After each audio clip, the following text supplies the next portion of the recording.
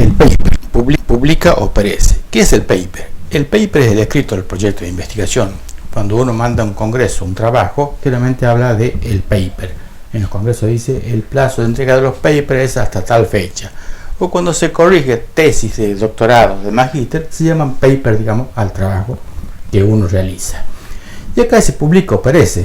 Si uno realmente realiza un trabajo de investigación y lo guarda, ese trabajo se muere. Mientras no se publica y se dé a conocer, ese trabajo perece, como dice un dicho muy conocido entre los investigadores.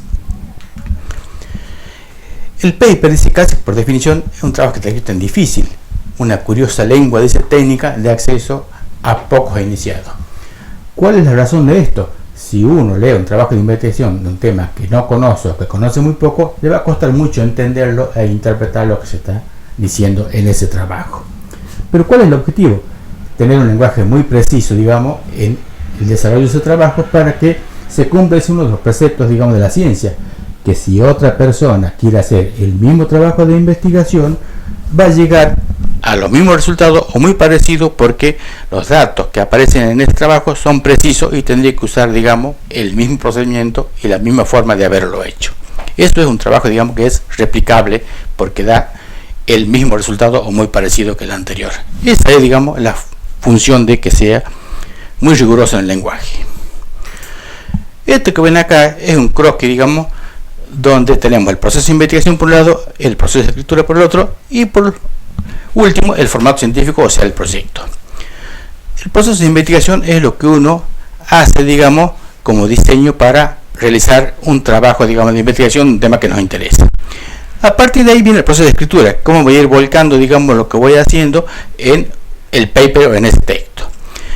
Esto no es lineal, esto es como en la obra de arquitectura, cuando uno hace un diseño, hace el análisis y hace el diseño y va y vuelve, digamos, porque van cambiando cosas, van apareciendo variantes que uno no las tuvo en cuenta y tiene que hacer un proceso de ida y vuelta. Cuando eso, digamos, está más o menos definido, el proceso de investigación y el proceso de escritura, aparece el formato científico, o sea, el proyecto, que es la culminación, digamos, de nuestro trabajo. Vemos, cuando uno presenta un trabajo, algunas instrucciones que hay que respetar. Para esto hay formato, digamos, y normas, digamos, que hay que respetarlas, y cada vez que hay un congreso o una tesis, se dice usted debe respetar tal norma de presentación. El título dice, debe indicar de forma concisa la naturaleza del trabajo, y generalmente está escrito en mayúscula. O sea, los títulos, digamos, deben ser muy concretos, uno debe leer el título y saber de qué se trata ese trabajo que voy a leer. Los autores se colocan con mayúsculas, generalmente el apellido, después en minúscula, digamos, después de una coma, el nombre, digamos, y si son varios autores se separa cada uno por un punto y una coma. El contenido del trabajo en sí, acá también tiene parte, digamos, como era el IMRD, la introducción. En la introducción aparecen los antecedentes, el contexto en el que se realizó el trabajo y el interés en el tema, digamos, para saber si uno, cuando ve la introducción, es realmente lo que uno está buscando para investigar o para conocer, digamos, sobre el tema en cuestión. El propósito del trabajo, esa es la pregunta, digamos, que yo como investigador me hago, cuál es el problema y con qué intención voy a investigar ese tema, a dónde quiero llegar.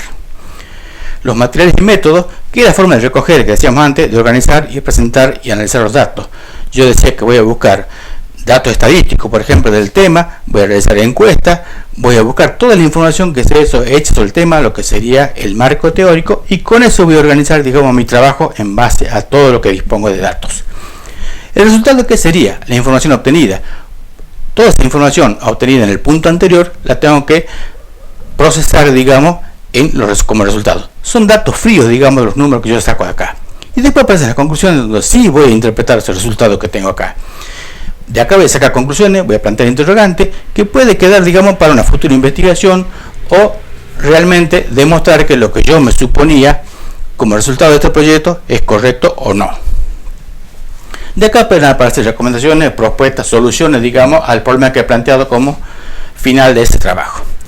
Las palabras clave son entre 3 y 5 palabras que expresen los conceptos principales. Las palabras clave es lo que uno pone, digamos, en los trabajos para que cuando uno entre con un buscador en internet ponga algunas de las palabras esas y van a aparecer los trabajos, digamos, como referencia, digamos, al tema que yo estoy buscando. Acá la introducción y las conclusiones no pueden fallar en ningún trabajo, no pueden faltar ningún trabajo. La introducción cuando uno la ve, sabe, digamos, el trabajo de interés en lo que uno está buscando. Y cuando ve las conclusiones, sabe a dónde ha llegado, uno puede intuir si el autor llegó, digamos, al resultado que esperaba y si es válido para lo que yo necesito como información. Las personas que manejan las tesis, por ejemplo, de doctorado o las tesis de magíster, generalmente toman los trabajos, leen la introducción, leen las conclusiones, y si hay coherencia entre esos dos, recién, digamos, se toma el trabajo de leer todo el volumen, digamos, generalmente son voluminosos los trabajos de investigación, para saber si eso es válido o no. Y decimos recién que la palabra clave es lo que uno busca en internet y en las bibliotecas. Cuando hablamos del IMRD, la R era los resultados, el manejo o la interpretación de datos. Y acá aparece una lógica, que la lógica que uno tiene a veces no es la lógica de otros, o no es lo primero que uno se le ocurre cuando va a interpretar un dato. Acá vamos a dar algunos ejemplos. Si yo digo, del total de alumnos que rinden la materia de tecnología, el 50% resulta aprobado, uno lee esto y puede decir, la materia parece que anda bien, o sea, tiene resultados satisfactorios. Pero si yo digo, del total de alumnos que rinden la materia de tecnología, el 50% resulta aplazado, uno dice, esa materia está en problema, hay algo que hay que cambiar, algo hay que corregir, algo está pasando ahí. ¿Y de qué estoy hablando? Del mismo valor, en positivo o en negativo, pero estoy diciendo exactamente lo mismo. Es como decir el vaso medio lleno o el vaso medio vacío. Si yo, como docente de la cátedra, quiero dar una estadística, y me expresaría directamente de la forma A, porque estoy a favor, digamos, de un resultado positivo. Si fuera otra cátedra, que a lo mejor tiene problemas con estos docentes y que quiere que alguien intervenga o que se cambie algo, le expresaría de la forma B, porque eso me da lugar, digamos, a que hay algo que no está caminando. Es una forma de interpretar datos, digamos, el mismo dato de diferente manera. Lo que vamos a ver ahora es otra lógica de datos, digamos, de cómo interpretar datos, y para eso vamos a usar dos cuentos, digamos, de un libro que se llama El hombre que calculaba, de un escritor brasileño, Melo, que tenía como seudónimo Malbataján. Este libro de cuentos, que son cuentos cortos, digamos, el libro ya tiene varios años, narra, digamos, las aventuras de este hombre que calculaba en el desierto, digamos, circulando como un hombre errante, y va en cada cuento poniendo, digamos, un problema matemático a resolver. Vamos a tomar dos cuentos de ese libro y vamos a ver con qué lógica este señor lo resuelve.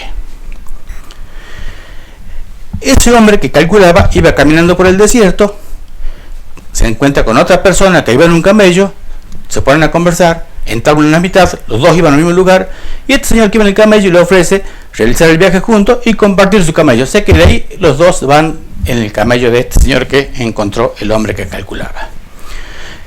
Cuando iban en el desierto se encuentra con tres personas que estaban discutiendo y estaban rodeados de camellos y en una forma muy acalorada, casi violenta.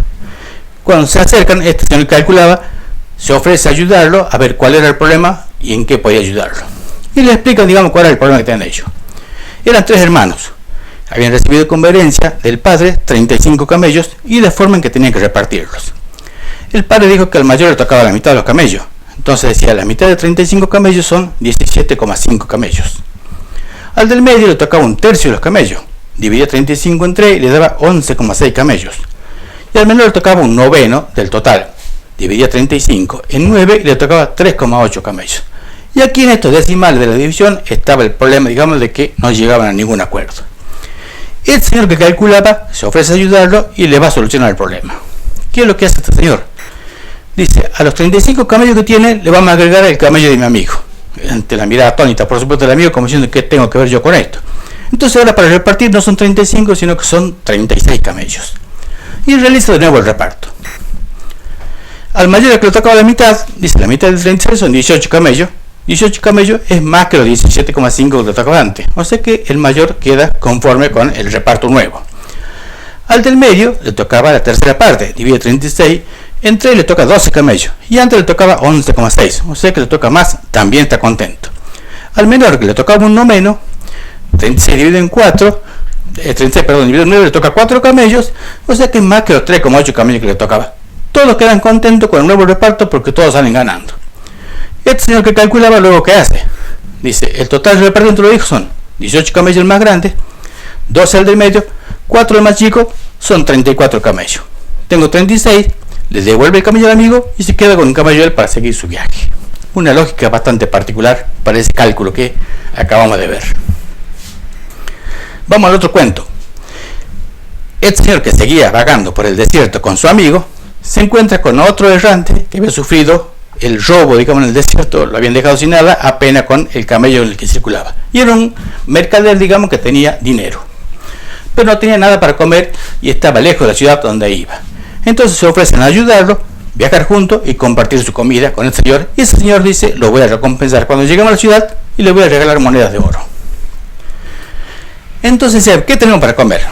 Decimos, son 8 días de travesía, las 3 personas, y el amigo A, digamos, tenía 3 panes, el amigo B tenía 5 panes. Entonces había 8 panes, un pan para cada día para repartir.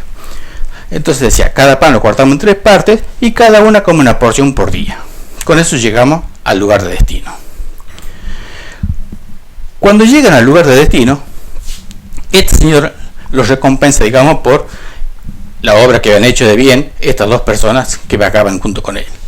Les regala 8 monedas de oro para que repartan entre ambos. Entonces decía, bueno, a ver, ¿cómo repartimos? El amigo A, que después de 3 panes, hace la más lógica, la que uno se imagina, dice, son 8 monedas, yo puse 3 panes, me dan 3 monedas, vos pusiste 5 panes, te tocan 5 monedas. Pero el hombre que calculaba dice, no, ese no es el cálculo correcto. En realidad, a vos te toca una moneda y a mí me tocan 7 monedas de las 8 en total. El amigo lo ve azorado y dice, ¿cómo hiciste ese reparto? ¿Con qué lógica? Entonces le explica cómo ha hecho esa lógica del reparto nuevo. Dice, el amigo A había aportado 3 panes, dividido en 3 partes cada uno, o sea que son 9 porciones las que aportó. Viajaron 8 días, se comió 8 porciones y colaboró con una. El amigo B aportó 5 panes, dividido en 3 partes, aportó 15 porciones. Consumen 8 días 8 porciones y colabora con 7 porciones. El 7 a 1 que aparece aquí, este es el número que usó para la lógica de dividir este total, digamos, de monedas en 7 y en 1. Algo que uno no lo hubiera imaginado de entrada y se hubiera quedado con la opción del primer amigo: 3 monedas, 3 panes, 5 monedas, 5 panes.